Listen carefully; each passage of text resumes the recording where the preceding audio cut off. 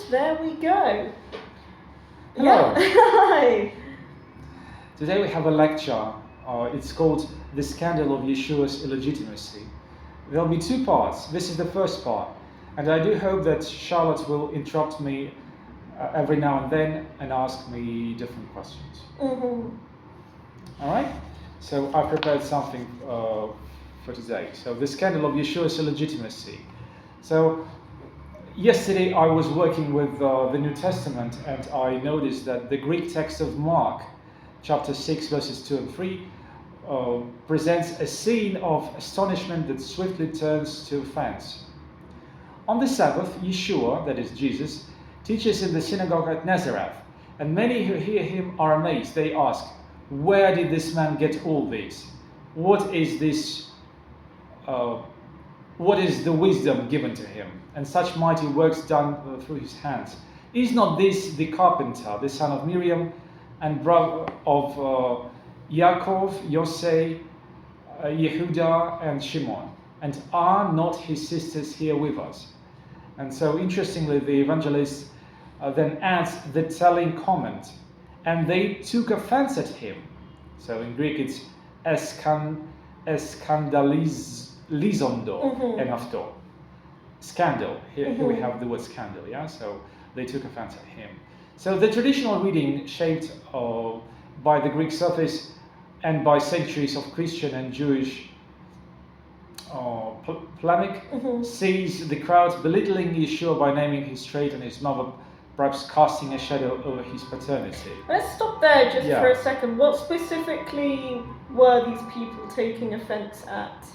So when they call him the son of Miriam, this is a problem, because usually in the Hebrew-speaking world or in the Aramaic-speaking world, someone was called the son of his mother if there was no father, or if it was an illegitimate child, or there were some other options that are usually not taken into consideration, but I wanted to draw your attention to these things. So this is the first thing. Why did they do that though?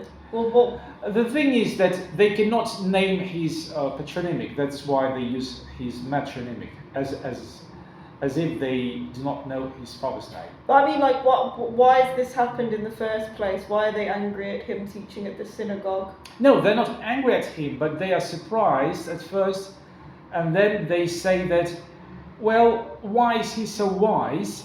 He's the son of Miriam. They do not say he's the son of Joseph, or he's the son of someone else. And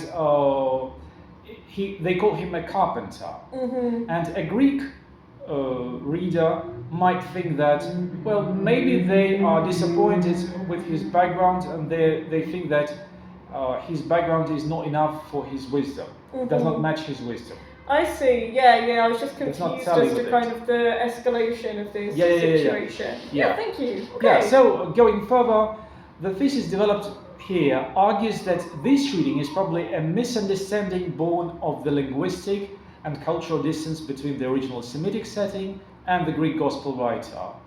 Behind the Greek words lie two Hebrew or Aramaic honorifics that would have been recognized as titles of profound dignity. So the first honorific is the carpenter, as a messianic epithet for the builder of God's house. So that's actually a compliment. Yeah, that might be a compliment. So I do not necessarily insist on this reading, but at least I show you that there are two possible readings. The first one is derogatory, and the second one is honorific. So the carpenter as a messianic epithet. And as for son of Miriam, as a Davidic matronymic.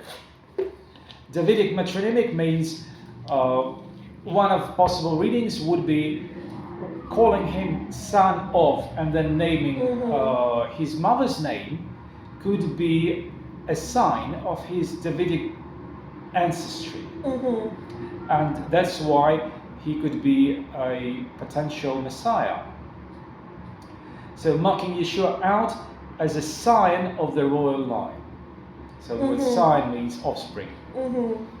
Ah, okay, yeah, thank you. Because it's dated, yeah.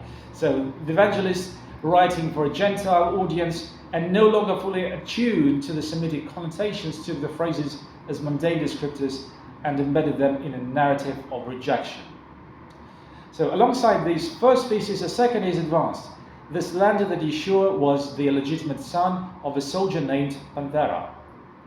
So this is a well-known myth about him being born by Panthera. So yeah, I've never heard this before. Yeah, actually. which surfaces in Celsus's Jew and in rabbinic literature.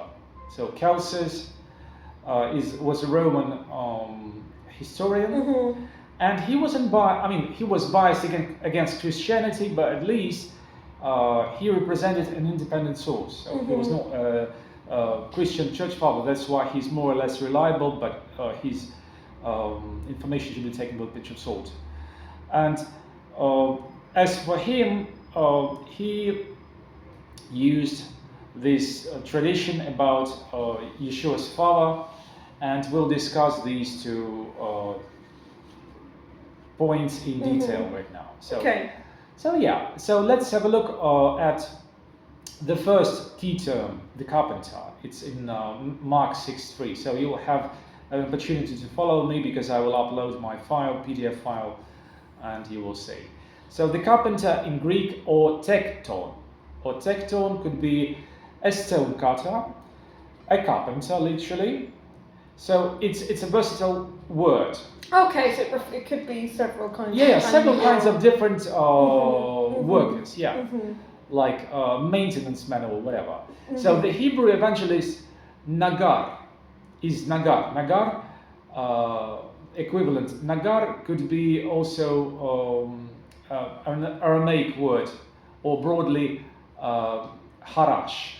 So these terms are used in the Semitic languages, Nagar and harash, to refer to different workers, skilled workers, craftsmen. And the prophet looks up and sees, the first reference when it comes to the carpenter, it could be a reference to Zechariah 2 verses 3 to 4. I will skip the Hebrew part just to save time, and I will say that the Lord showed me 4 craftsmen, Arba'a Harashim, so 4 craftsmen. So the commentators, seeing these craftsmen, they explain who are the 4 craftsmen. This is what we find in Talmud. Who are the 4 craftsmen?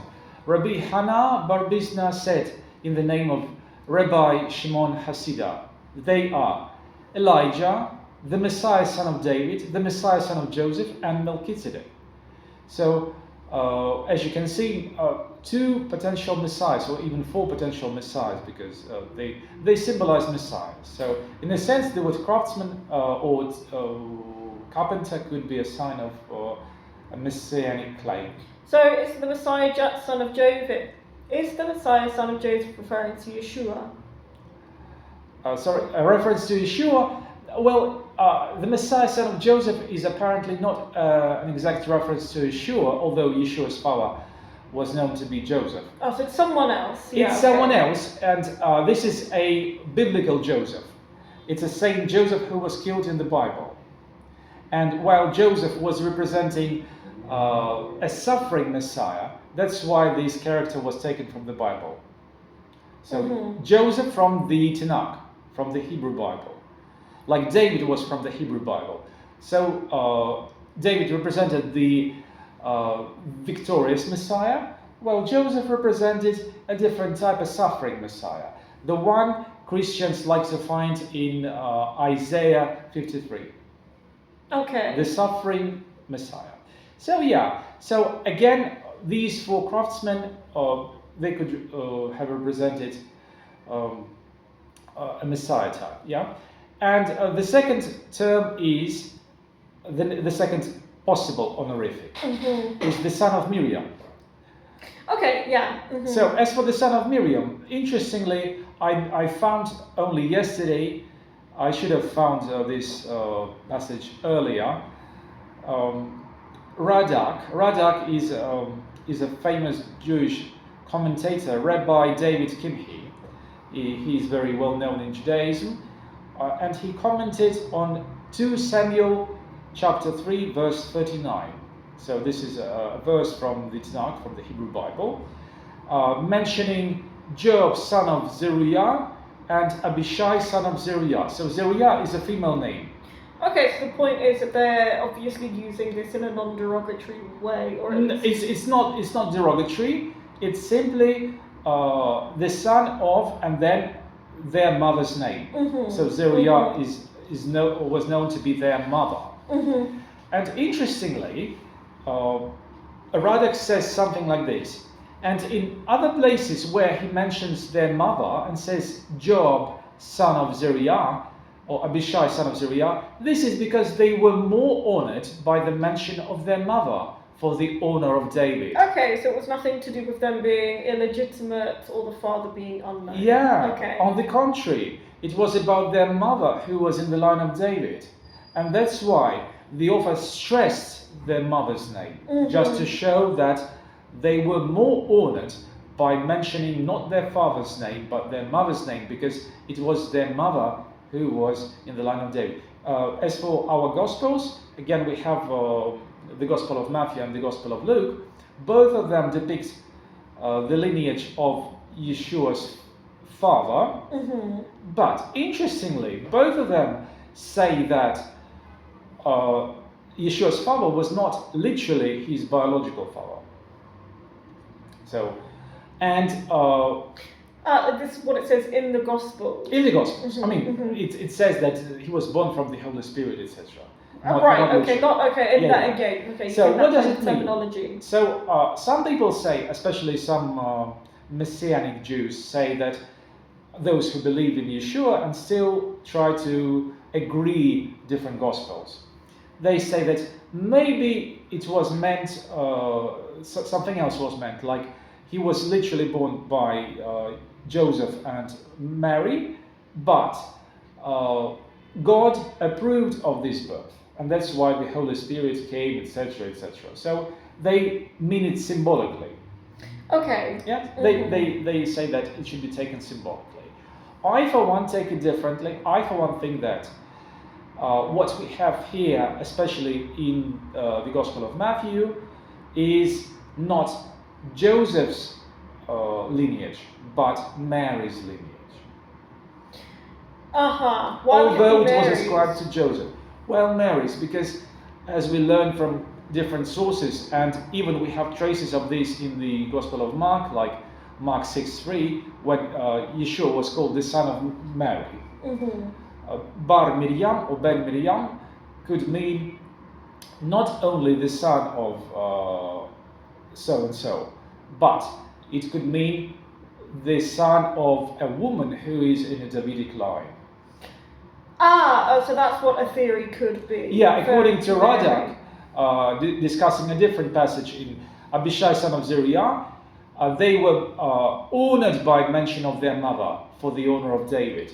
So just to sum up, I'm keeping an eye on the time. This video should be 14 minutes. What plus, we've covered so far 15, is essentially that, first of all, let's say Yeshua was referred to as son of Mary. This A might not be derogatory, B might not be referring to him as not the son of Joseph, and 3, that referring to Joseph not as Jesus' father might be absolutely completely unrelated to his actual parentage, to put it in very simple terms. So we might be reading a bit more into it and applying more. Not necessarily reading into it, but we'll discuss it. So I hear you, and so let's turn to our second part of the video. Thanks for watching.